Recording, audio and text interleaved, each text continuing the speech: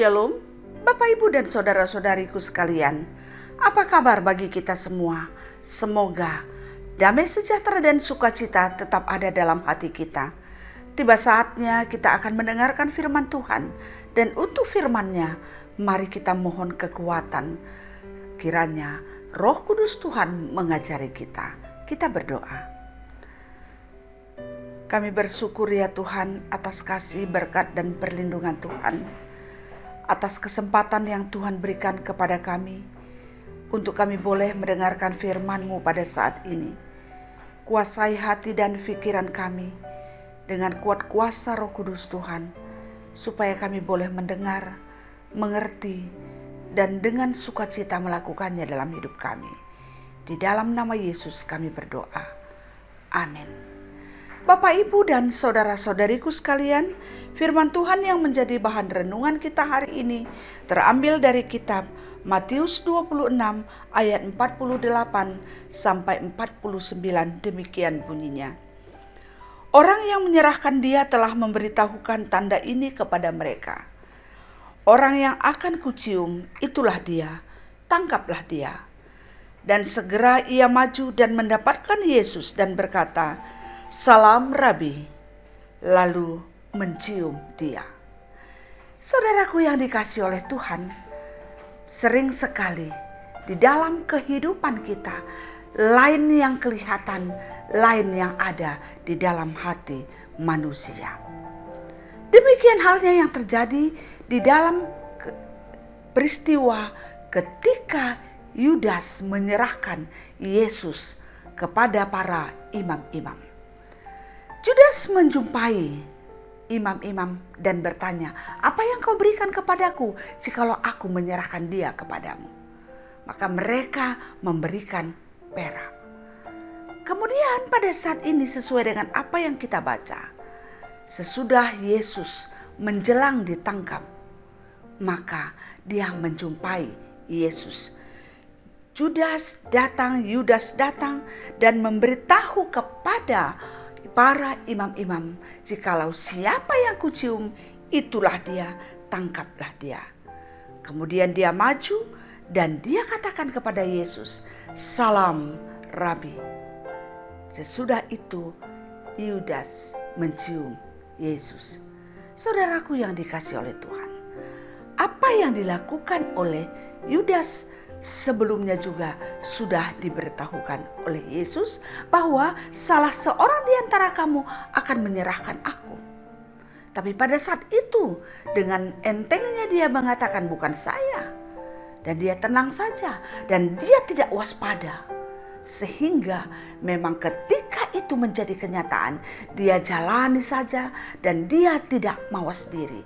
Dia tidak hati-hati dan dia tidak mendengarkan atau melihat apa yang ada dalam hatinya, atau merasakan atau mengingat-ingat apa yang dikatakan oleh Yesus. Artinya bahwa apa yang dia pikirkan dia terus lakukan tanpa mengingat apa yang pernah dikatakan oleh Yesus. Akhirnya dia terfokus kepada dirinya, terfokus kepada hatinya, terfokus kepada pikirannya. Dia lupa tentang perkataan Yesus.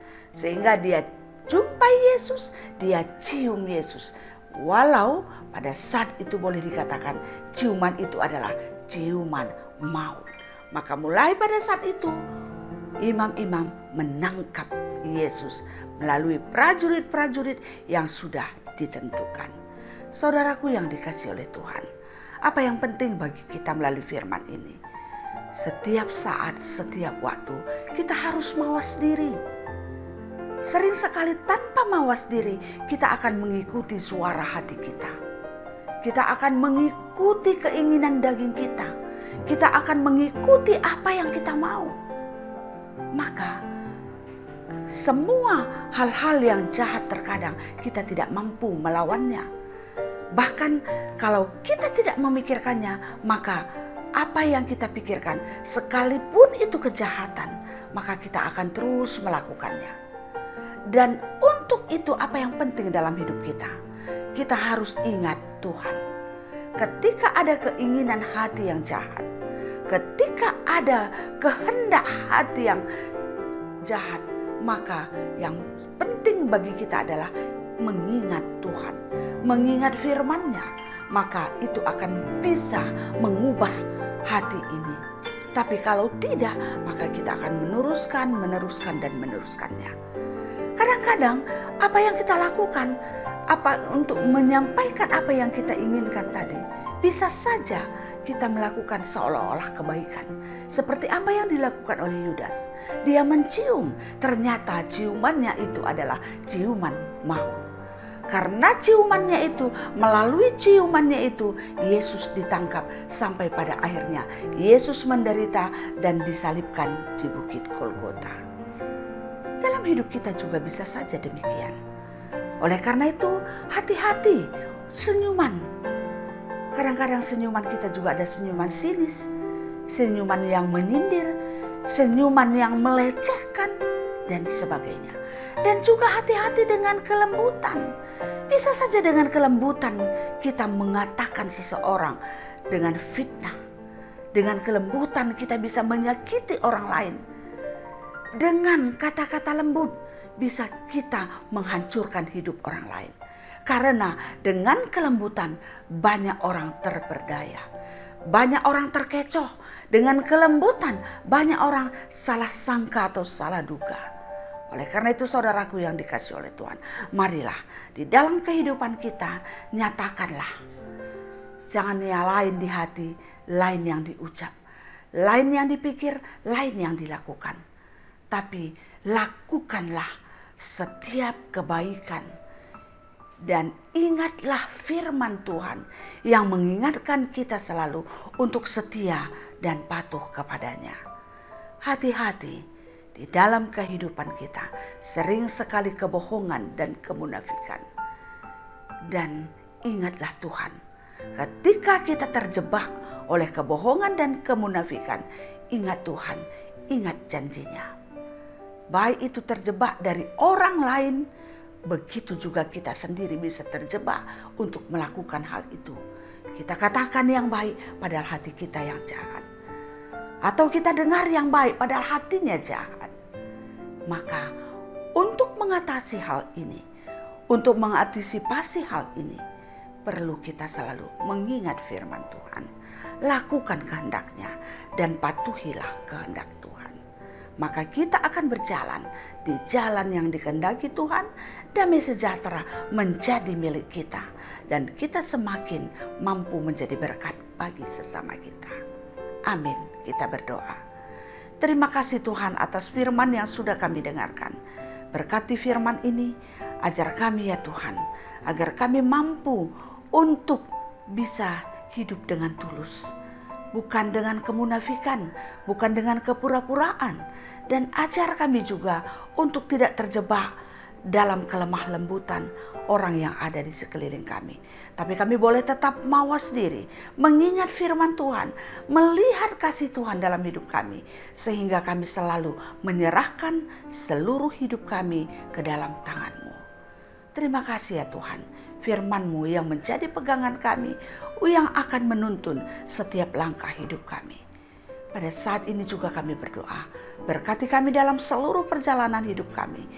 Biarlah setiap kata yang terucap, setiap pikiran kami, setiap perbuatan kami, setiap apapun yang kami pikirkan, kami selalu ingat akan firman Tuhan dan kehendak Tuhan di dalam kehidupan kami. Sehingga firman itu yang akan menerangi dan menuntun setiap langkah perjalanan hidup kami. Terima kasih ya Tuhan. Jadikanlah kami semua menjadi anak-anak-Mu yang takut akan Tuhan. Dan kami juga berdoa untuk setiap perjuangan harapan dalam hidup kami. Banyak hal-hal yang kami inginkan dalam hidup ini. Kami mohon kepada Tuhan, anugerahkan kepada kami hikmat, kebijaksanaan, dan kepintaran. Sehingga ketika kami punya keinginan dan harapan, kami selalu ingat Tuhan dan menyerahkan segalanya kepada Tuhan. Sehingga kami tidak terjebak oleh keinginan kami. Tapi kami selalu berharap dan menyerahkan segalanya ke dalam tangan Tuhan. Kami mohon ya Tuhan, kiranya Tuhan tambahkan kepintaran dan kebijaksanaan kepada kami. Dan tolong kami untuk boleh berkeinginan, bermimpi yang baik seturut dengan kehendak-Mu.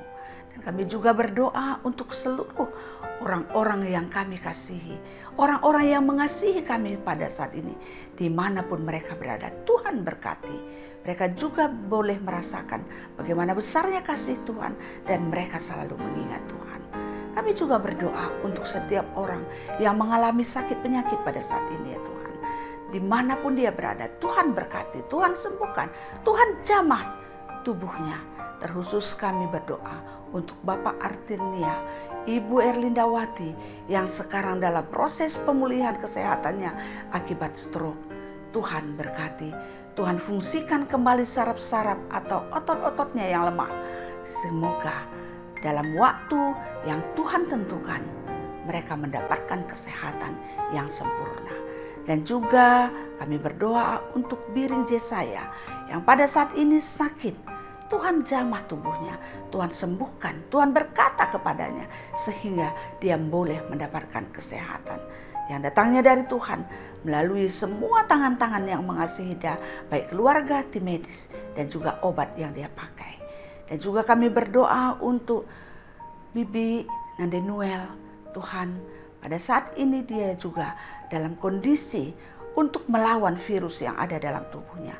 Kami mohon kepadamu ya Tuhan, Tuhan berkenan untuk membersihkan tubuhnya dari virus ini, sehingga dia bisa mendapatkan kesehatan yang sungguh-sungguh sempurna yang datangnya dari Tuhan. Karena kami percaya kuasa Tuhan lebih besar daripada kuasa virus yang ada dalam dirinya. Terima kasih ya Tuhan, berkati kami semua, berikan kesehatan, berikan sukacita dan damai sejahtera di hati kami.